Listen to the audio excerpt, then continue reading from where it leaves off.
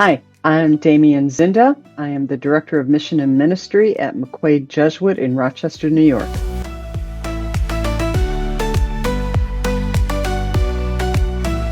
I think myself, having experienced Jesuit education first in undergrad at Canisius College, now University in Buffalo, New York, which was the very first time I made the spiritual exercises in the 19th annotation experience. From Canisius, I went to Loyola Chicago, and from Loyola Chicago, I did doctoral work at the Toronto School of Theology, where most of my work was done at Regis College, which is the Jesuit School of Theology. And I finished up a degree in a combination of systematic theology and Ignatian spirituality, with an emphasis on conversion, because I was very interested in how, in my experience of directing people, how some people experience profound life-changing conversions going through the spiritual exercises, and some who didn't. So that really was, being the product of a Jesuit education in general, but having made the spiritual exercises. And then I made the 30-day retreat at the end of my doctoral work in 2005. So my work here was inspired both by my personal experience, some very profound experiences of Jesuits who I had along the way as my teachers and mentors. And also I have a passion for leadership formation through the exercises. And that's what I do here at McQuaid Jesuit and for the JSN.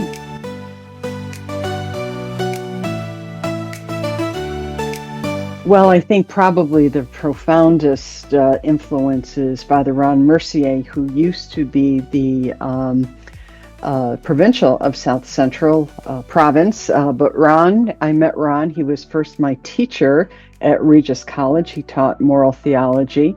And then I asked him to be my spiritual director while I was a student in Toronto. And after that, we had to let go of that relationship, so that because he was going to be my mentor as I wrote my dissertation.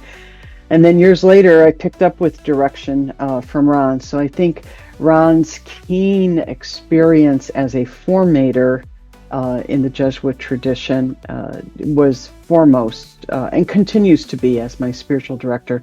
He continues to have a profound impact on me.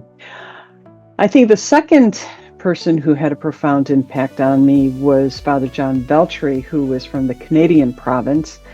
When I was working on my degree at Loyola Chicago, I asked to do an internship at Guelph, and John was my mentor while I was interning at Guelph. After I finished my internship here, I asked him to stay on as my spiritual director. Now, this was in the 90s, or the early 90s, and so John was very, very influential in my life as well.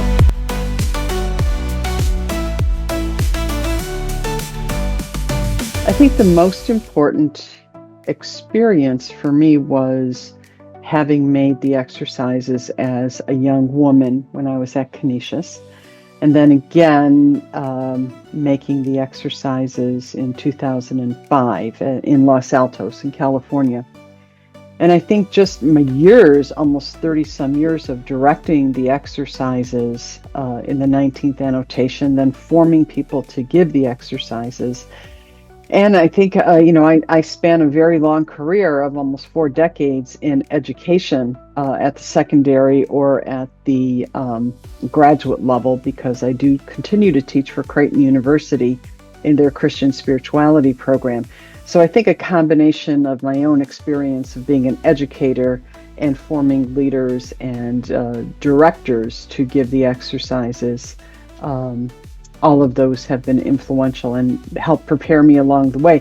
We educators joke that the best way to learn something is to teach it. And so I think along the way, especially when I got to Creighton, having to design courses in a theology of the exercises, a theology of conversion in the exercises, discernment So every teacher brings a certain flavor to, and a certain kind of focus to the material. So and whenever I teach, it's always integrative. So, and the same way when I do formation here at McQuaid or at Canisius High School, which I also do formation for their faculty, staff, and administration. It's always integrative. There's life experience we look at, there is new material being presented, and then integration. How does that help, or how does what we've just done inform you for mission and ministry in the places where you work?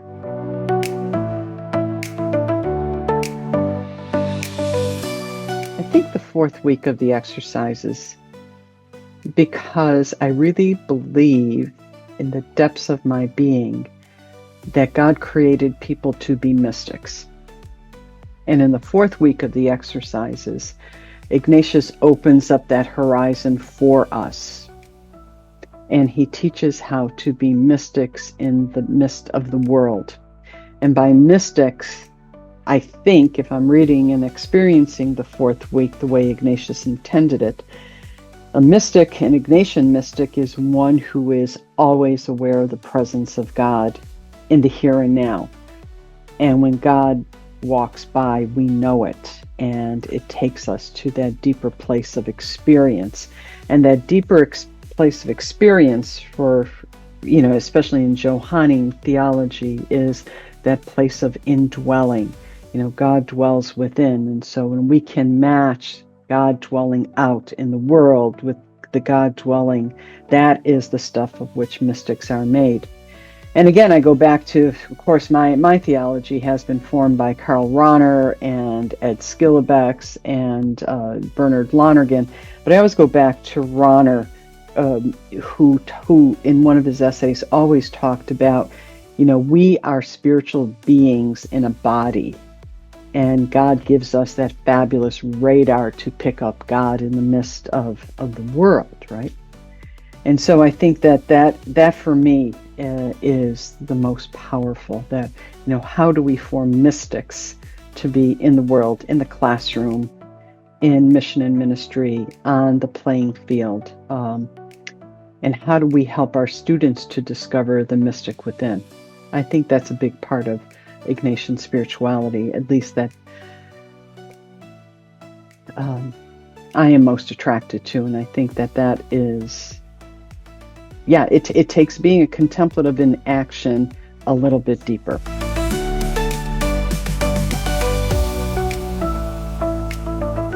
Well, I really wish I could say it was the prayer of the imagination, but that doesn't work for me on a day-to-day basis. Sometimes I can move into that kind of prayer when I'm on retreat, in my 8-day retreat. But recently, I would say within the past maybe 8 to 10 years, it really has been a prayer of presence and silence and centering. The prayer is wordless. It is presence. It is the prayer of presence. That affects me in ways that words and images don't.